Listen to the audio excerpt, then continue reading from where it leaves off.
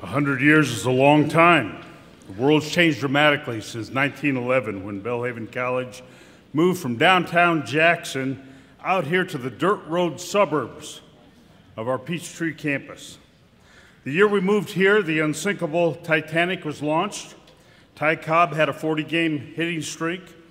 Crisco shortening was introduced as a revolutionary new product. Oval Right flew the world record for a world record 9 minutes and 45 seconds. And about the only car available to buy was a Model T Ford, and it cost $700. For chapel today, we're going to focus on the changes of the world and the changes at Belhaven through this last century, and thank God for his faithfulness to us through these years. And one of those changes was our alma mater. Now, the original version was written for this campus when we moved here, but it was lost to our collective memory until the 93-year-old mother of Professor John Maxwell sang it for Dr. Sourwine, who rewrote the music, and now, for the first time in decades, is performed by the Belhaven Chorale under the direction of Dr. Schelt, our original alma mater.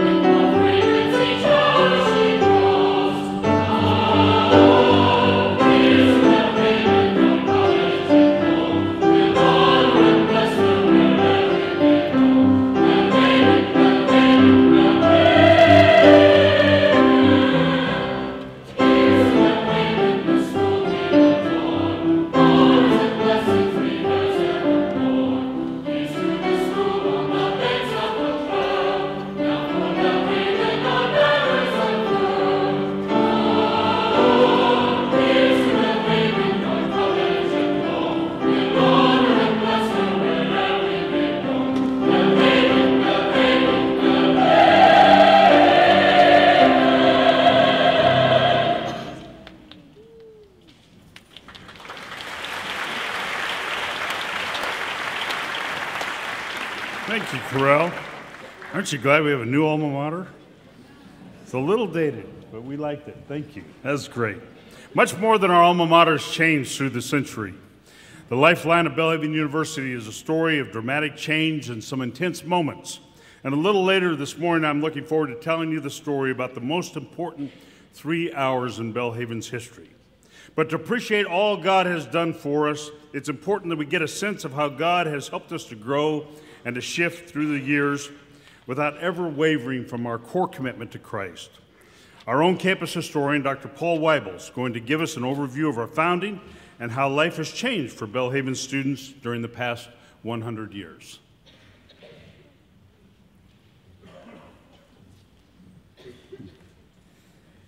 Louis T. Fitzhugh founded Belhaven College for young ladies in 1894, when the city of Jackson had a population of only 10,000. The college was located on Boyd Street, a short distance from the present location. The Boyd Street property was formerly the residence of Colonel Jones Hamilton. Colonel Hamilton was a descendant of Lord Belhaven of Scotland. The name Belhaven was carved in the stone step at the entrance to the mansion and also inscribed on the cut glass chandelier shades. It was perhaps for that reason that Mr. Fitzhugh chose Belhaven as the name for the college. In 1911, the name and goodwill of the college was donated to the Presbytery of Central Mississippi of the Presbyterian Church.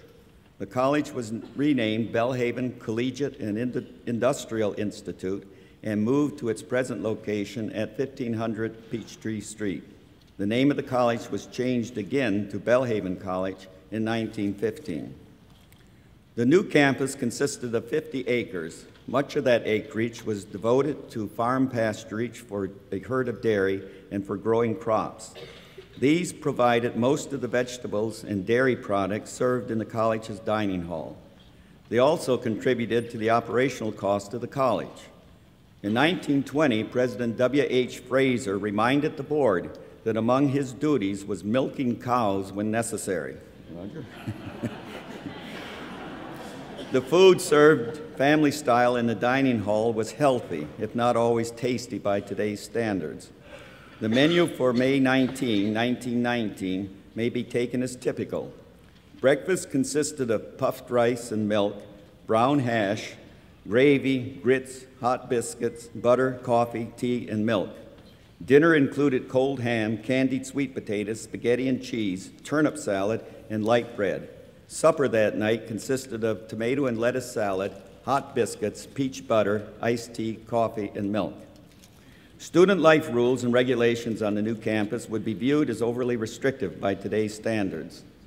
Students who boarded on campus were not allowed to leave the campus without permission, which could only be requested by a parent, by the way.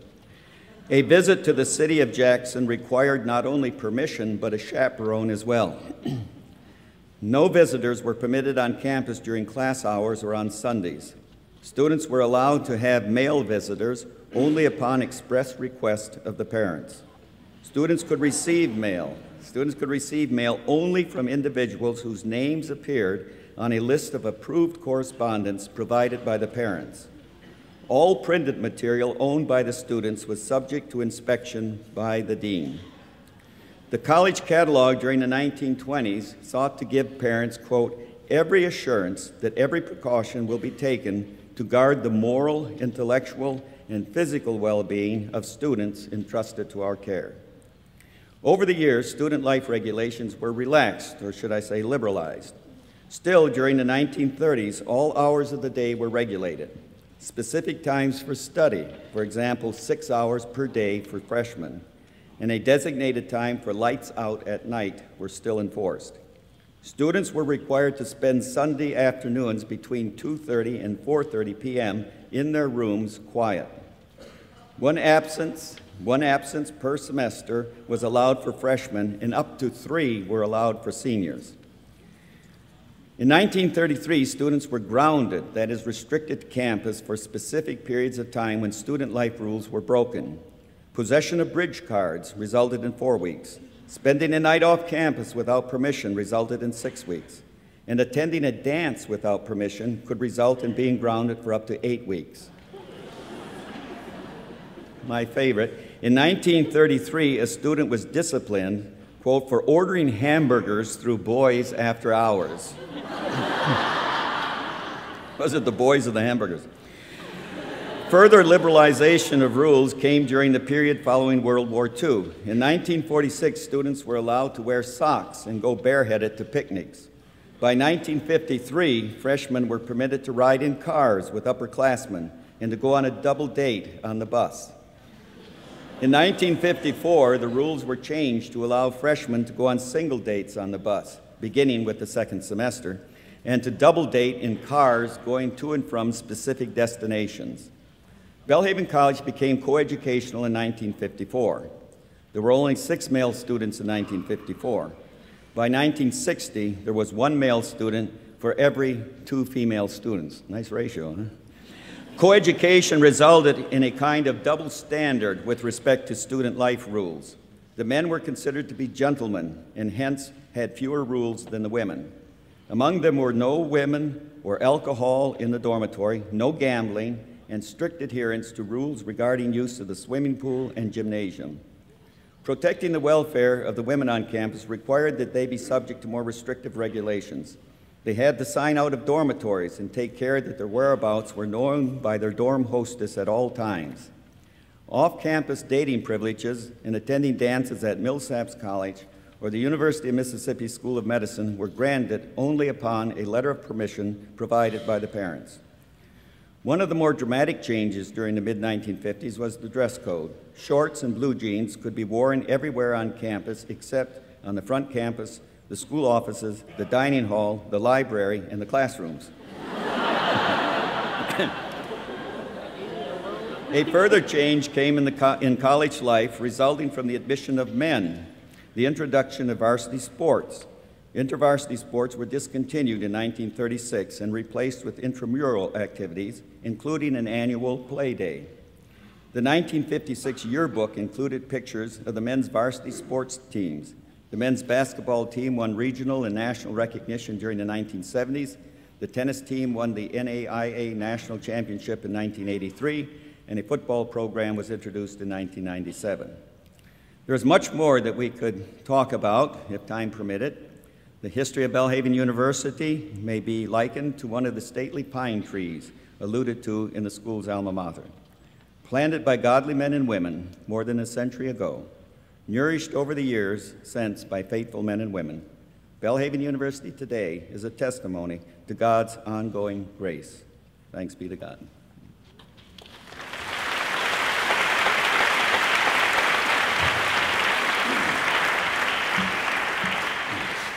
Not only has Belhaven changed dramatically, but of course the world's changed. So to put these changes in context, we're going to look at a fast 5-minute video of a 100-year review of some of the highlights of the past century, both on campus and off campus. And choir and orchestra, help yourself to turn as you can to see the screen. I'm sorry you're so close. But as you see in this history, keep in mind that all these events impacted students and faculty of Belhaven in the same way that our current events, the recession, the wars, the cultural trends, impact our lives today. Belhaven lived through all of this.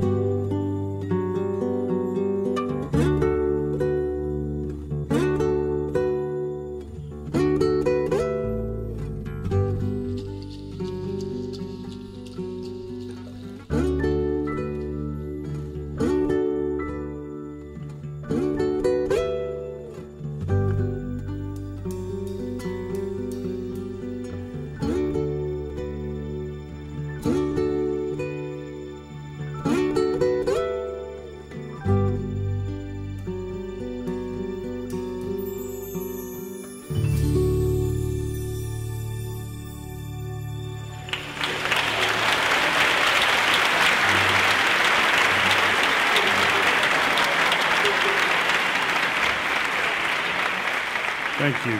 Frank Delansky put all that together for us. Appreciate it, Frank. A lot of history in a short time. Well, there's much that's changed. Music has always been a hallmark of Belhaven through the past century.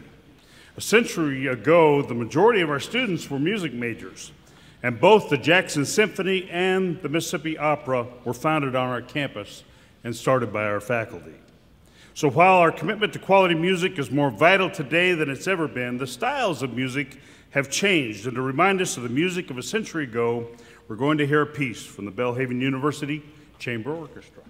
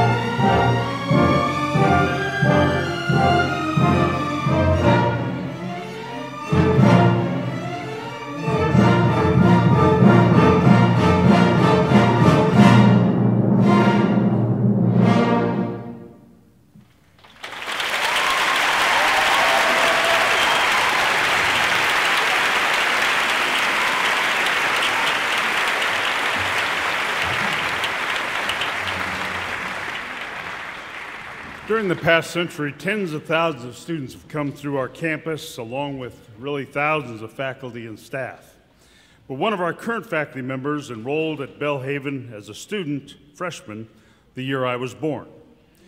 As she has seen and shaped more of our history than anyone else, Miss Betty Quinn is going to come and share some stories from the past.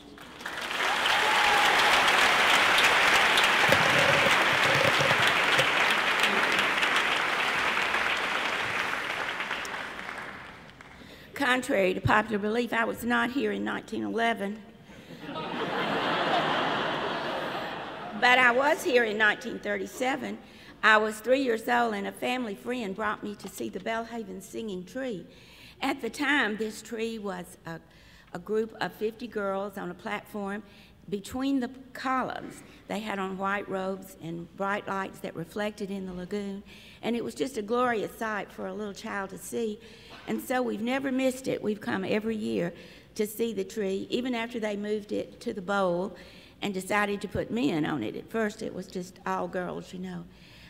Belhaven's campus was much bigger then than it is now, and it seemed big to us because there were only a few buildings.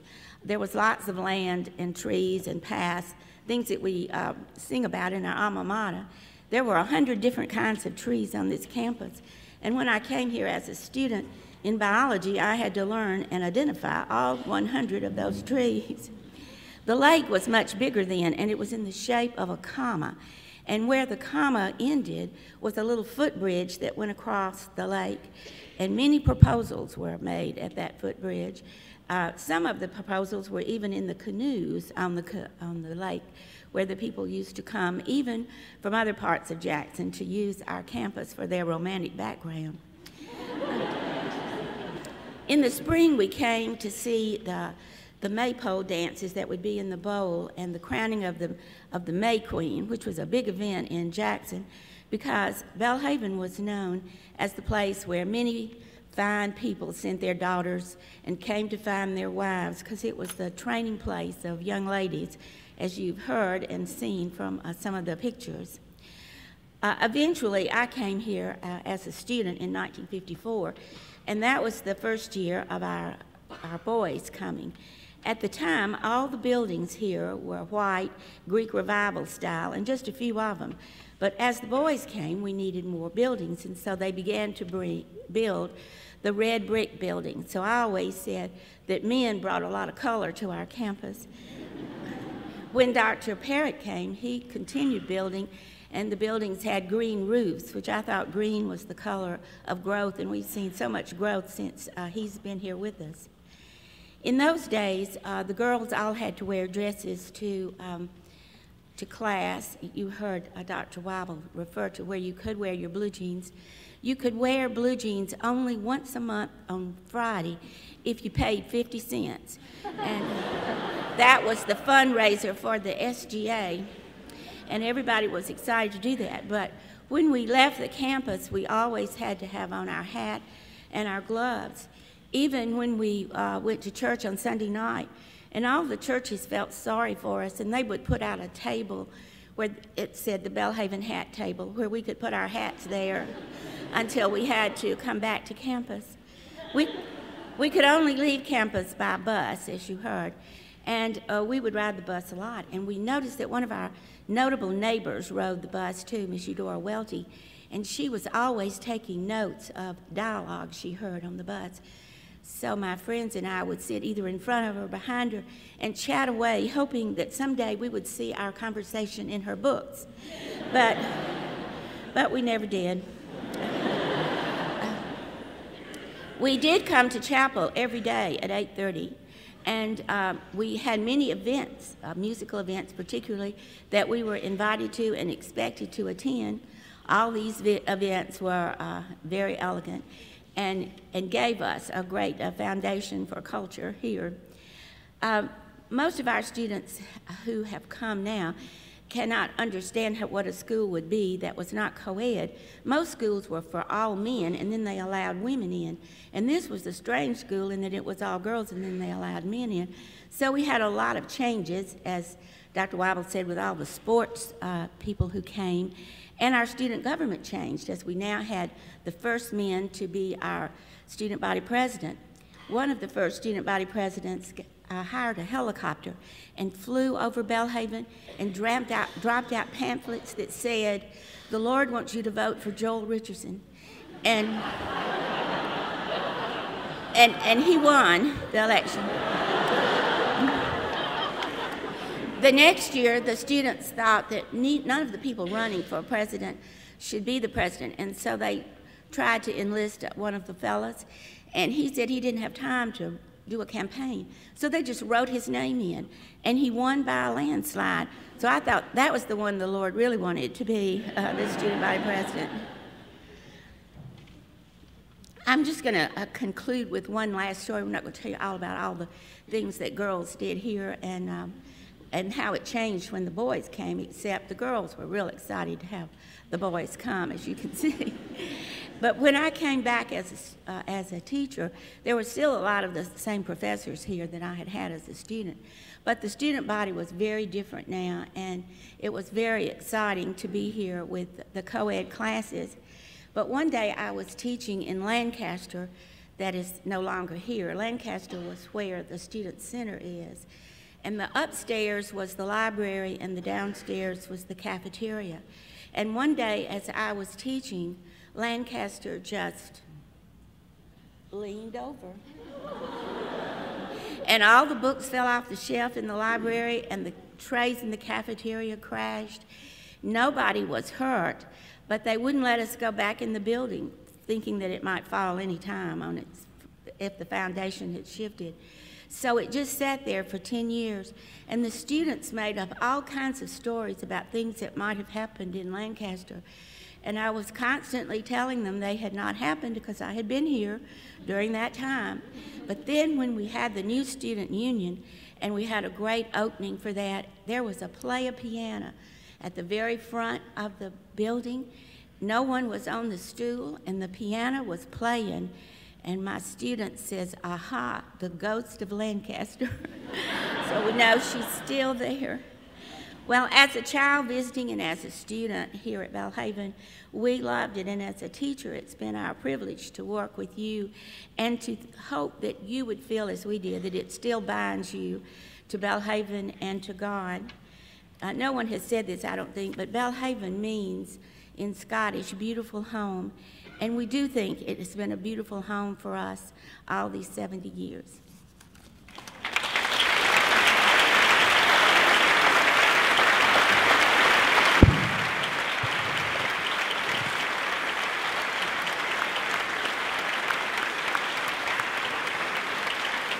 Thank you, Betty. She's one of a kind. If you've not seen it, we have a statue in the Gillespie Commons that commemorates. Excuse me, but is this where chapel meets? Well, yeah.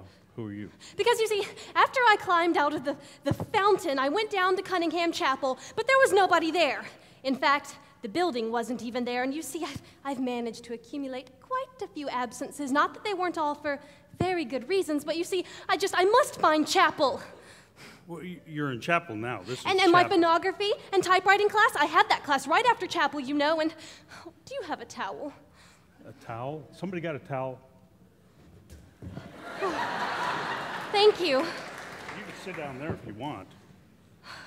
What? You seem pretty confused. Are you all right? No, everything has changed. If I could just speak with the lady principal and explain how I found myself in the fountain.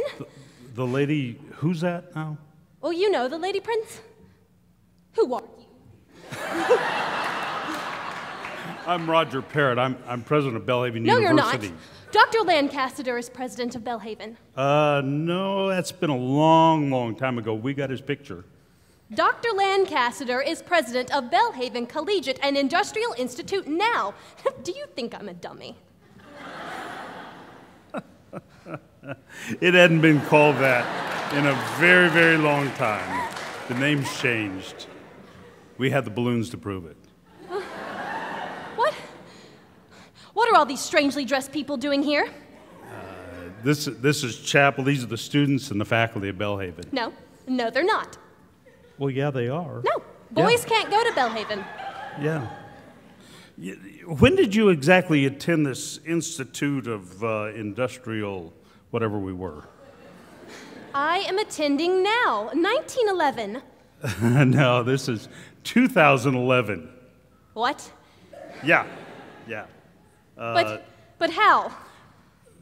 Have you been like stuck in Dr. Chestnut's office all this time or something?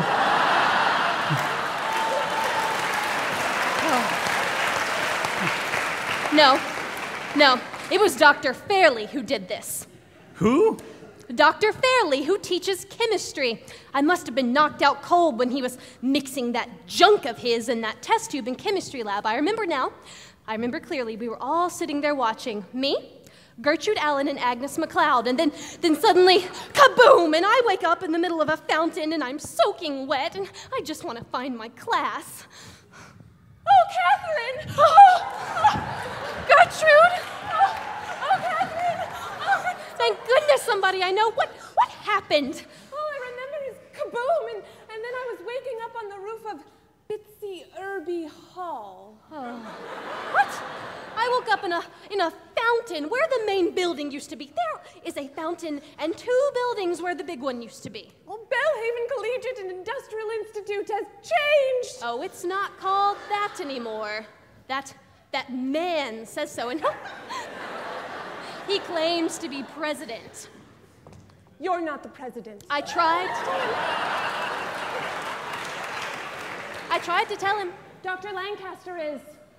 You don't even look like Dr. Lancaster. Anyway, I have got to find my elocution class. I have not missed a class in the 3 years I've been here, and I do not intend to start today. Same for my phonography and typewriting class. We must remain calm. Decorum, Catherine. We're Belhaven girls. You're just a sophomore, so you know nothing about adversity, whereas I'm a senior, and I know everything there is to know about the world. You're exactly right, Gertrude.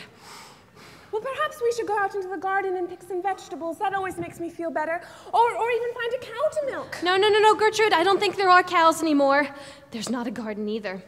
What's happened to us? Do you think maybe we're in one of those books by H.G. Wells that my brother likes to read all the time? Maybe we're in a time warp. I don't know. It seems very strange. But how do we get out? We need to find a chapel. Perhaps Dr. Fairley is there. No, this is it. This is chapel. This isn't a Cunningham Chapel. I think the building must have been moved. This church isn't even on campus. I think this is campus now. What? But they can walk here at will. They don't need permission slips or anything. Scandalous. What would Lady Principal say? Agnes? Is that Agnes MacLeod sitting with a boy? It is! And I'm having so much fun. You should try it, Gertrude. Oh, shame on you! Shame? For sitting next to this one? Oh, he's harmless. By the way, where are we? Oh, you are not going to believe. Where did you wake up, Agnes? It could be a clue as to finding Dr. Fairley. Well, I was perched on top of what someone said was a goal post, and what they said was the football practice field. Girls play football at Belhaven now? No, boys do. Boys? You mean this boy that I'm sitting next to, he goes to Belhaven and plays football? Can I watch? Just look. Oh, my. Oh, hi. And dance? There is a whole building for the visual arts and dance now. Dance? It's all right to dance now. What is the world coming to? Not only is it all right, you can major in it, and boys? You can major in boys? What a wonderful educational institution! No, silly, but they dance too. Yes, boys everywhere, I'm afraid, like wildflowers on the side of the road. Everywhere! And cute boys, too. Agnes! Do you want to receive a low mark for school deportment? I don't think that matters so much anymore, Gertrude. There's no parent approval letters, no chaperone to pay 25 cents a visit, and no dress code. Well, they look comfortable enough. I have a secret to tell you all. What is it? You must never tell anyone. Lady Principal must never know. I don't think there is a lady principal anymore. They go to counseling now. What's the secret? I talked with one of the boys. You didn't. I did. That one I was sitting next to. Did anybody see you? I don't think so. You realize you could be kicked out for this once the Lady Principal finds out, and she will, you know. She will. Well, I couldn't help it. We haven't seen any boys in months, and they're just parading around here. Anyway, he asked me for my cell phone number. What on earth is a cell phone number? And he said he was on Facebook. What's a Facebook? And he told me he wanted us to tweet. I wonder what that means. A kiss! Do you think? Well, I suppose it was. So I told him a proper girl like me would never even speak to a boy who suggested such a scandalous thing. And anyway, it was time for me to go milk the cows. Oh, pull yourself together. There are no more cows. No cows? No, I think the boys have replaced them.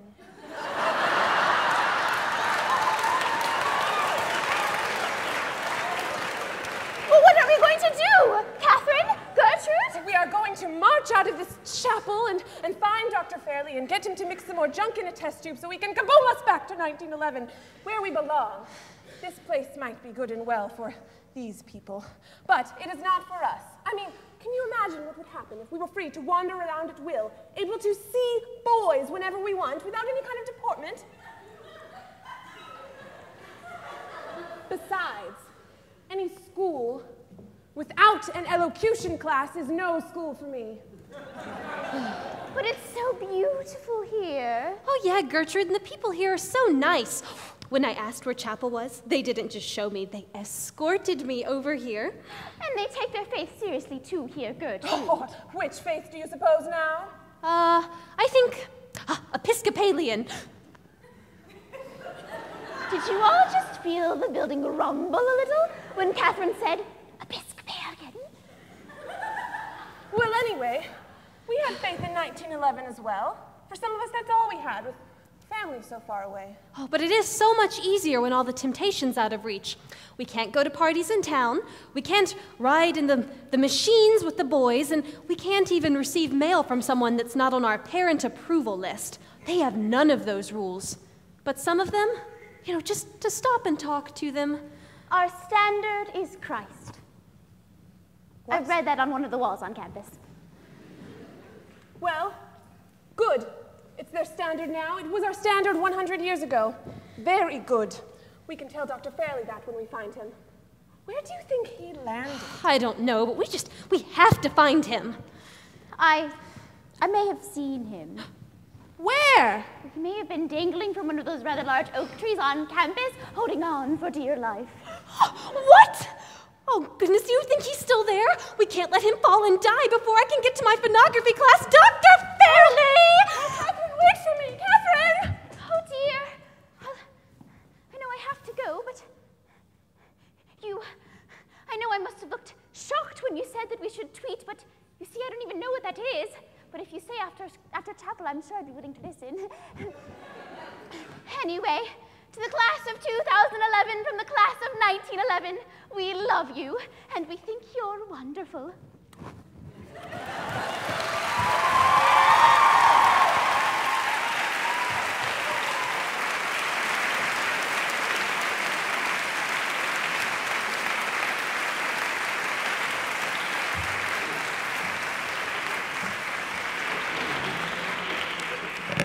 Well, as I was about to tell you before I get interrupted, in Gillespie Commons, if you've not seen it, we do have a statue of a student from 1911.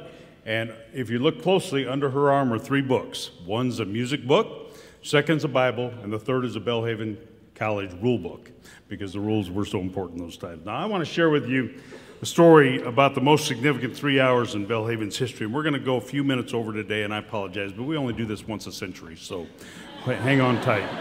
And we promise not to go over again in chapel. But I want to tell you this story because I think it's so significant. It happened August 9th, 1927. In those days, our entire campus was really limited to one building, which is now 2 buildings known as Preston and Fitzhugh Hall that you know well. These 2 stately white buildings were really all originally one building at the time, and the center section is now where the fountain stands. This picture looking at the building from Peachtree Street is kind of where our sign is today to give you perspective on it. The porch of that center section had huge Corinthian columns that came down into the courtyard between the buildings leading to what's now toward our student center. Well, knowing that the college needed to grow and eventually build more buildings, President Gillespie, who had been president for just 6 years, left Jackson that summer to go to Columbia University in New York City to take a course in college architecture to prepare for expanding the campus.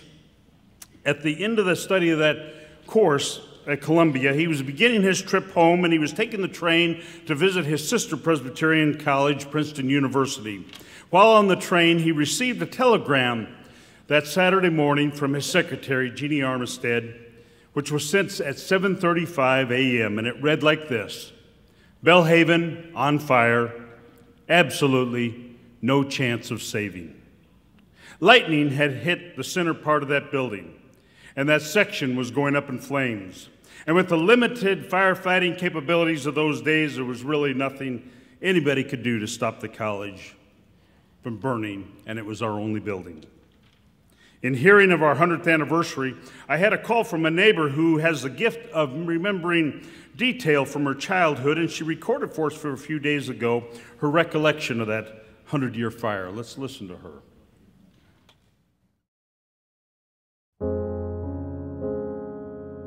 I was really Daddy's little girl. My parents had been married 10 years when I was born. And when the fire happened, he said, "You never have seen a big fire. I'm going to take you to see it." So we went and stood and watched all the flames in that middle part, which is no longer there. And I was just beside myself because it was so unusual. Because I just normally didn't have occasion to see fires, though I must say that there were a lot more fires that were disasters at that period of time, because the fire department was not nearly as well equipped, and they didn't know nearly as much about fighting fires. There were a lot of people from the neighborhood, and there were, I would say, as many fire trucks as Jackson possessed at that time. I think the fire was in the morning. I'm not positive, but either that afternoon, or if the fire was in the afternoon, the next day, I wanted to go back. And so my nurse and I walked over there and saw the ruins of the fire.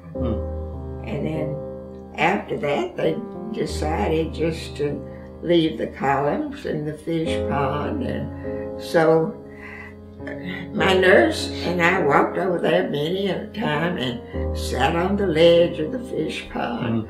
That was just one of the places we went. Now the history is really unclear of exactly what happened after the President's secretary sent the telegram saying that all was lost. But to get the emotions of the moment, we need to remember that when Belhaven opened in 1884, a fire destroyed the house that was our campus only 7 months after we opened. As Dr. Weibel told you earlier, the college began in the residence of Colonel Hamilton on Boyd Street, and the home was named Belhaven in honor of his family ancestral home in Scotland. But even though the house with the original name was destroyed, they rebuilt on the same property 18 months later. And so that new structure was again destroyed by fire in 1911, our second major fire. And at that point, the founders gave up. And the charter for the college was given to First Presbyterian Church, and that's how we became a Presbyterian college. So we reopened the third time in less than a quarter century in the suburbs of Jackson at our current location. And just 16 years later, now 1927, a third consuming fire had wiped out the hopes and dreams of Belhaven College, which at the time was in tough financial trouble, fighting to gain its first accreditation, a physical plant that was already inadequate, and a faculty who'd been missing paychecks regularly. This would have been a very good time to quit. The heart of the campus building was now totally lost. Only the two columns of the front porch remained standing and must have looked barren against the smoldering heap of the building. As you can imagine, as word spread across Jackson of the fire, board members and others anxiously came down the dirt road that's now Belhaven Street to the campus. Faculty members had gathered to comfort one another, and as their hopes had gone up in smoke, and students were crying, and the staff members were devastated by the loss of everything they had worked so hard to create. Now, we don't know who led the discussion, or maybe it was just a prayer service. It's unclear what turned that crowd from fear to courage. But we do know that just 3 hours after that first telegram came to the president saying that all was lost, there must have been a board meeting, and a second telegram came to Dr. Gillespie from his secretary, and it read like this: Belhaven, total loss. Board meeting this morning. Formulating plans, rebuild. And within those 3 hours, what it could have been the abandonment of dreams and effort turned into the most significant moment of courage in the history of Belhaven College. Now, besides the raw courage that God gave them to build out of the ashes, there are 4 things that I love about this story. First, I love it that the president was not even in the discussion whether to quit or to go on. They were of such one mind that they didn't need a feasibility study. They didn't need to poll the donors. They didn't need any campus committees or planning documents. They were trusting to go on with God. Second, I love that we don't know who led in the effort to want to quit or to rebuild, who resisted it, who was afraid, or who pushed for it, or who got the credit to go ahead. God alone got the glory for the most courageous 3 hours in our history. I love the rest of the story, as Paul Harvey used to say, and it goes like this. While Dr. Gillespie was taking this course in college architecture at Columbia when the fire happened, he was required to do a design project of some type. And he never really liked that the campus was all one building. So he developed a plan to take down the center section and create into it 2 distinct buildings that we have as Preston and Fitzhugh Halls today. And so when the president returned to campus 3 days after the fire, he came back with fully developed blueprints on how to rebuild. When God asks us to act courageously, he always supplies what we need. And finally, I love it that they put a reflecting pool where the fire had been to remember God's healing waters, or maybe as a close source of water in case there was a 4th fire yet to come. I pray we don't have a similar 3 hours in the next 100 years for Belhaven on our Peachtree campus. But I guarantee that each of us will have a fire of our own. We will have one or more times when God calls us to act courageously. And just like Belhaven in 1927, when God calls us to be courageous, he will give us all the resources we need to respond with the assurance that Jesus is leading us all the way. As we prepare to say together our benediction, think back for the last 100 years. Think forward to the next century that God has for us, and say together our benediction. No eye has seen, no ear has heard, no mind has conceived what God has prepared for those who love him. Have a great century.